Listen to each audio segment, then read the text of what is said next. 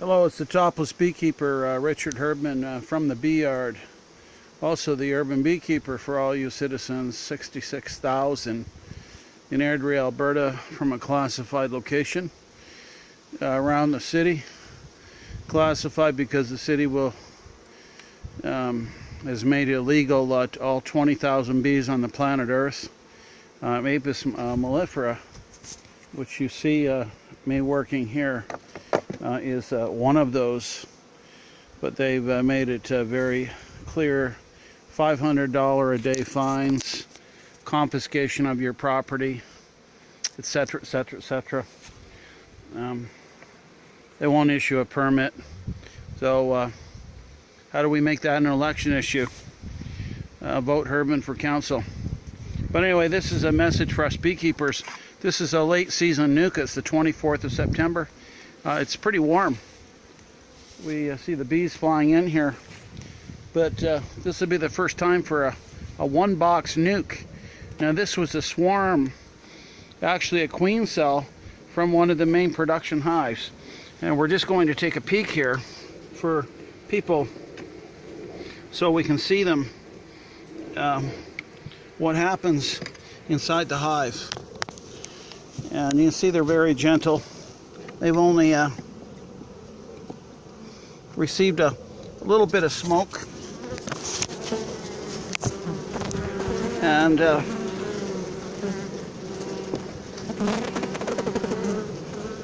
it's been really cold at night. And now a lot of these bees I shook onto this frame that were field bees when I took the honey off. So what we're hoping for is these bees that are hatching. This is brood here.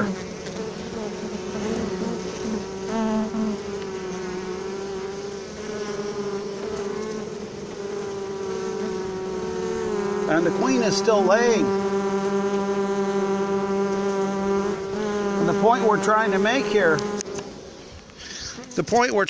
here, for all you younger beekeepers, it takes years of experience. I've had 42 years, is these are winter bees being laid now. And we're going to be feeding them sugar syrup, so those cells that those bees hatch out of, they were laid 21 days ago. Now, this is what we're looking at. We're looking at a great nuke. Now, if they don't have enough bees to keep these brood warm, they'll die, and you'll see the dead bees next spring. So, we got great bee production. What we're going to do is, if she still wants to lay another frame, we do have a frame she can lay in, and I'll give her a frame.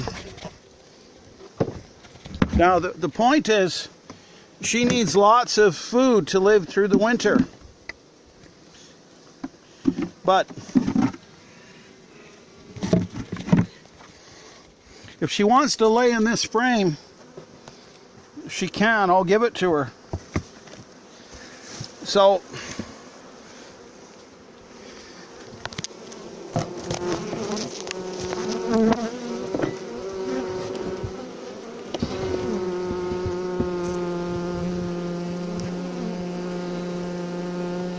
this one's got brood, and they're hatching.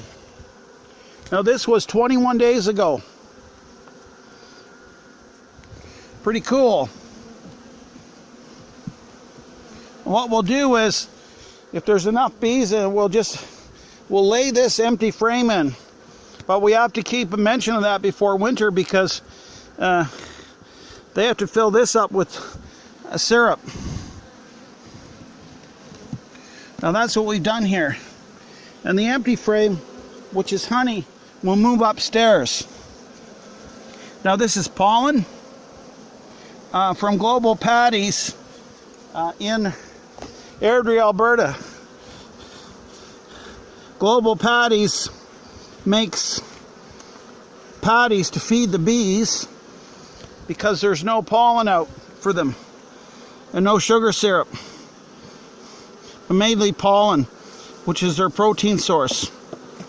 So you can see right here, they eat this. Now we'll get this back here. Now these things are Apivar strips for the beginning beekeeper. We're treating the mites that will kill your bees. And what we're going to do is we're now going to lower this down, but I don't want to lose any bees. So here's what I do. Take a strip, brush the bees. I like combing the bees with this strip. I like it better than a brush. The bristles tend to kill the bee. All the bees are important this time, because when this goes down, it'll squash bees. Keep them off the rail.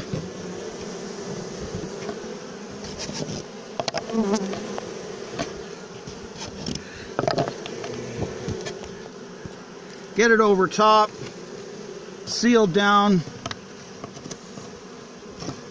And this is how we feed the bees.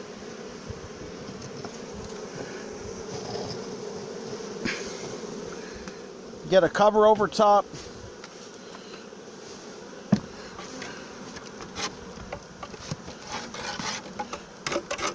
This is a normal brood box here.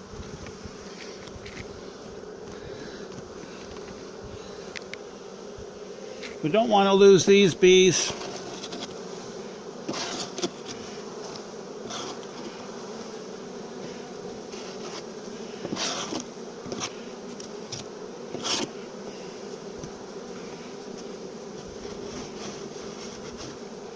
They like to cluster.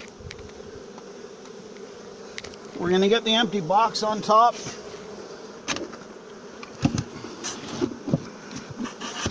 Now, like I said, I use this full brood box.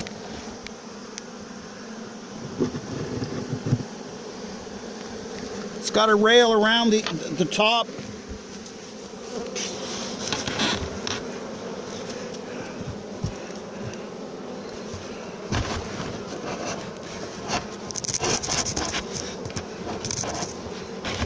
Very important here, a top bee entrance. Carbon dioxide and water vapor has to come out. The snow will come up. We've got the top entrance closed down with a mouse protector, a guard. The bees can go in and out here. And we're now going to commence the feed with a jar.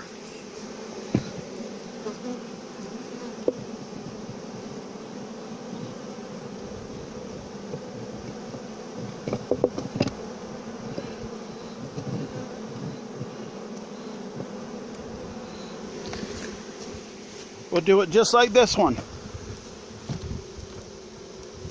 That has 2 bottles of syrup because it's a single frame nuke and they need to eat. Now, the cover, the outside cover that went on there,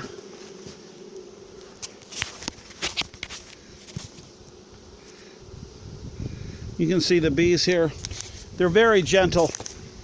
You know, I had the smoker out.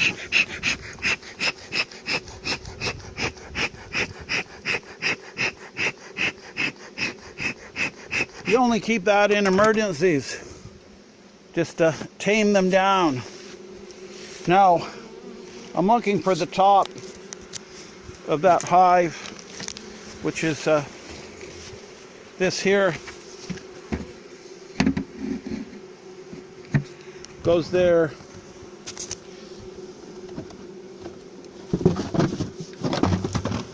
And then this one goes there. and we seem to have enough insulation around these tarps. Are going to wrap around the back of these hives to give that some effect from the wind. So these are single nukes, and I have to get a tarp around them and get them together. So I'll move them at night or in the morning when it's cold and get them together like this. But I have all these to feed today, and to get back with some pollen, and I'll buy the pollen at the global patties. So let's get the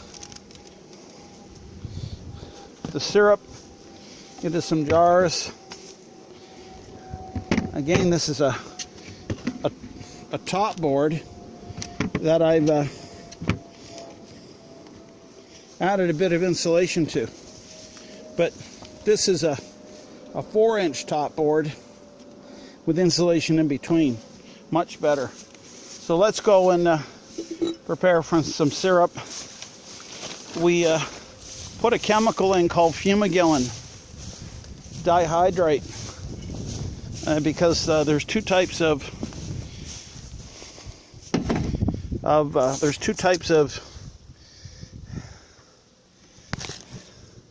nosema disease caused by a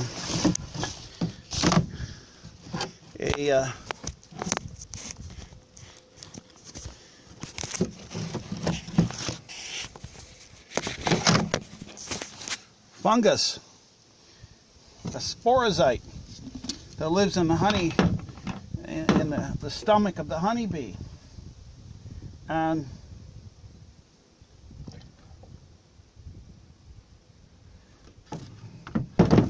hatches and causes big problems, dysentery. So this is sugar syrup, 2-to-1.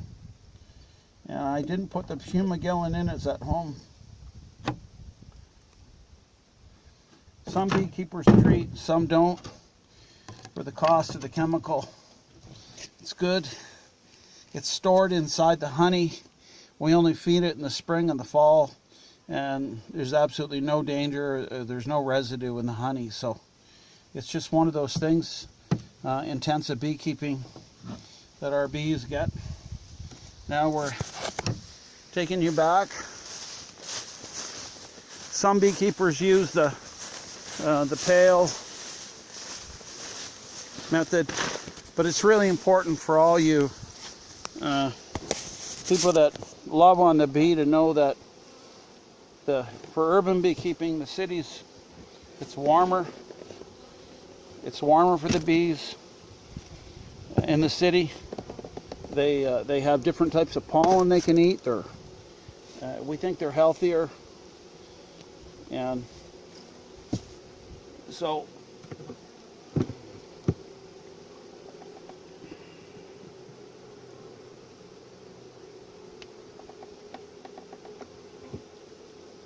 we put bottle 1 there.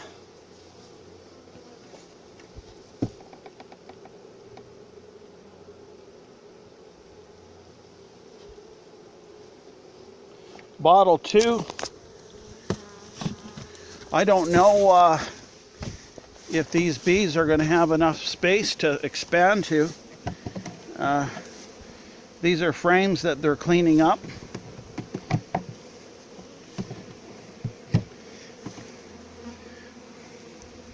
There's one that they can certainly clean up. Right there.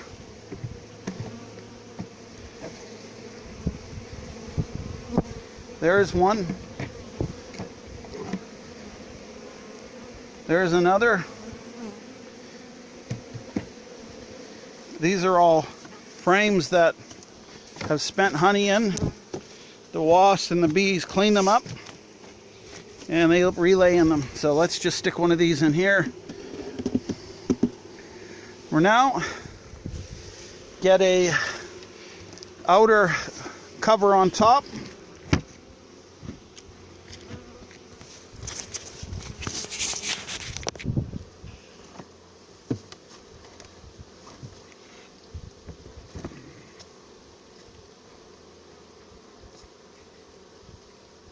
That's a cover that Kim McLean built with his master woodworking expertise. A high school principal, great beekeeper. Just love him to death. You make it with this old 2x4s right here, and you fill that with insulation. And for our tough winters, it's absolutely spectacular for our bees. And then we have an election coming up. This is an election sign from last year. They throw them out. You can collect them on the night of the election. They do them a favor, recycle them, and you just put them right there. They don't deteriorate. They last forever. They make great covers for shedding the water, like so. Going into another hive. The Topless Beekeeper. So the message is somehow we've got to educate the public that we need the honeybees in Airdrie. They teach us all about plants. We can start putting plants and community gardens and flowers all over our schoolyards. You can love on those kids, those young adults. Teach them about, that plants and crops don't have to be behind metal screens. There won't be any vandalism, and then the bees can visit them, and then ultimately the kids can have beehives right on the schoolyards. So here's a bee that's he feels like stinging me. You can tell by his buzzing. So with he's a guard bee. He's a guard bee. He's going to sting the Topless Beekeeper. Right, Lux? There's Luxicom over there. Hello, Luxicom.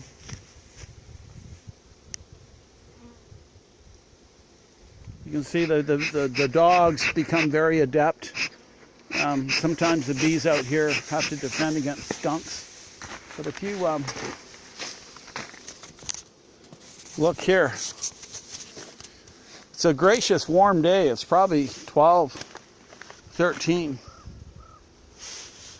And the bees are flying. These are all field bees. They last 6 weeks. So hopefully the crop of bees that are in there, the ones that hatch, will leave a population that will form a nuke and take the food that I give them. Cane plant gives them 2 to 1.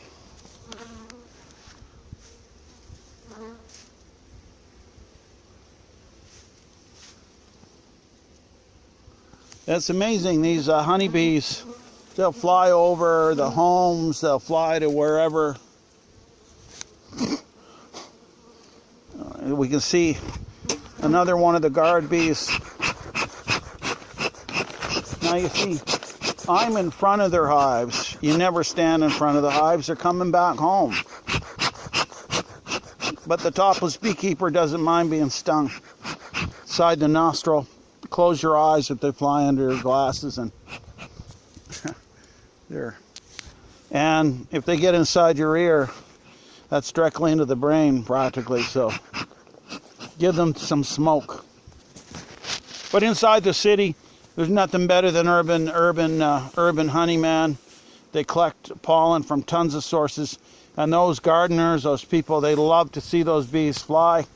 We want you to put out the bird bath, You know, they drown when they get into the hot tub. You know, you can put a cover on it. And, you know, this is for all the pollinators that need to have life in the city. It's just not the honeybee. Anyway, we got to get on to our work. Happy beekeeping! September the 24th, 2017, the third day of Tishri, 5778. Happy Rosh Hashanah. Yom Kippur's coming up.